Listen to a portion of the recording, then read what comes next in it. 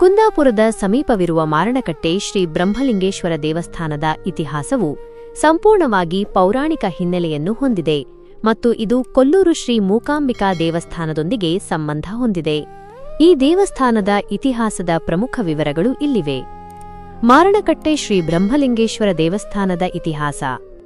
ಈ ದೇವಸ್ಥಾನವು ಕುಂದಾಪುರದಿಂದ ಸುಮಾರು 16 ಕಿಮೀ ದೂರದಲ್ಲಿ ಕೊಲ್ಲೂರು ಮಾರ್ಗದಲ್ಲಿರುವ ಮಾರಣಕಟ್ಟೆ ಎಂಬ ಸ್ಥಳದಲ್ಲಿದೆ. 1. ಪೌರಾಣಿಕ ಕಥೆ. ಮೂಕಾಸುರನ ವಧೆ. ಸ್ಕಂದಪುರಾಣದ ಪ್ರಕಾರ ಹಿಂದೆ ಲೋಕಕಂಟಕನಾಗಿದ್ದ ಮೂಕಾಸುರ ಎಂಬ ರಾಕ್ಷಸನು ಇಲ್ಲಿ ತಪಸ್ಸು ಮಾಡಿ ವರವನ್ನು ಪಡೆದಿದ್ದನು. ಮಹಾಶಕ್ತಿಯಾದ ಶ್ರೀ ಮೂಕಾಂಬಿಕಾ ದೇವಿಯು ಈ ರಾಕ್ಷಸನನ್ನು ಸಂಹರಿಸಲು ಈ ಸ್ಥಳಕ್ಕೆ ಬಂದಳು. ಮಾರಣಹೋಮ. ದೇವಿಯು ಮೂಕಾಸುರನನ್ನು ಕೊಂದ ನಂತರ ಅವನ ಆತ್ಮಕ್ಕೆ ಮೋಕ್ಷ ನೀಡಲು ಮತ್ತು ಪಶ್ಚಾತ್ತಾಪದಿಂದ ಅವನಿಗೆ ದೈವತ್ವವನ್ನು ನೀಡಲು ಈ ಸ್ಥಳದಲ್ಲಿ ಮಾರಣಹೋಮ ಅಥವಾ ಮಹಾರಣಹೋಮವನ್ನು ನೆರವೇರಿಸಿದಳು. ಇದರಿಂದಾಗಿ ಈ ಸ್ಥಳಕ್ಕೆ ಮಾರಣಕಟ್ಟೆ ಎಂಬ ಹೆಸರು ಬಂತು. ಬ್ರಹ್ಮಲಿಂಗೇಶ್ವರನ ಜನನ. ರಾಕ್ಷಸನ ಆತ್ಮಕ್ಕೆ ದೈವತ್ವವನ್ನು ನೀಡಿ ದೇವಿಯು ಅವನಿಗೆ ಬ್ರಹ್ಮಲಿಂಗೇಶ್ವರ ಎಂಬ ಹೆಸರಿನಿಂದ ಪೂಜಿಸಲ್ಪಡುವಂತೆ ಆಶೀರ್ವದಿಸಿದಳು. ಆ ರಾಕ್ಷಸನೇ ಇಲ್ಲಿ ದೇವಾಂಶವಾಗಿ ನೆಲೆಸಿ ಶ್ರೀ ಬ್ರಹ್ಮಲಿಂಗೇಶ್ವರನಾದನು ಎಂದು ನಂಬಲಾಗಿದೆ. ತಾಯಿ ಮಗನ ಸಂಬಂಧ.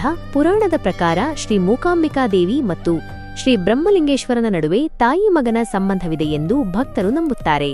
ಕೊಲ್ಲೂರಿಗೆ ಭೇಟಿ ನೀಡುವವರು ಮಾರಣಕಟ್ಟೆಗೂ ಭೇಟಿ ನೀಡಿದ ನಂತರವೇ ಯಾತ್ರೆ ಪೂರ್ಣಗೊಳ್ಳುತ್ತದೆ ಎಂಬ ನಂಬಿಕೆಯೂ ಇದೆ. 2. ಆದಿಶಂಕರರ ಪ್ರಭಾವ.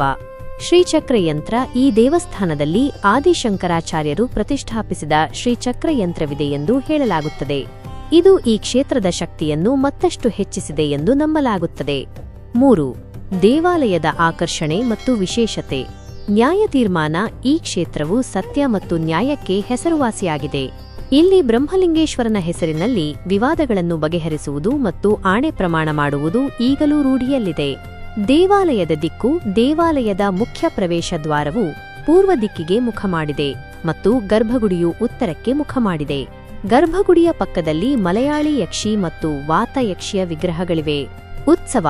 ಪ್ರತಿವರ್ಷ ಮಕರ ಸಂಕ್ರಾಂತಿಯ ಸಮಯದಲ್ಲಿ ಇಲ್ಲಿ ನಡೆಯುವ ಮಕರ ಸಂಕ್ರಮಣ ಉತ್ಸವ ಮಾರಣಕಟ್ಟೆ ಜಾತ್ರೆ ಅತ್ಯಂತ ಪ್ರಸಿದ್ಧವಾಗಿದೆ ಮತ್ತು ಉಡುಪಿ ಹಾಗೂ ಸುತ್ತಮುತ್ತಲಿನ ಜಿಲ್ಲೆಗಳ ಸಾವಿರಾರು ಭಕ್ತರನ್ನು ಆಕರ್ಷಿಸುತ್ತದೆ.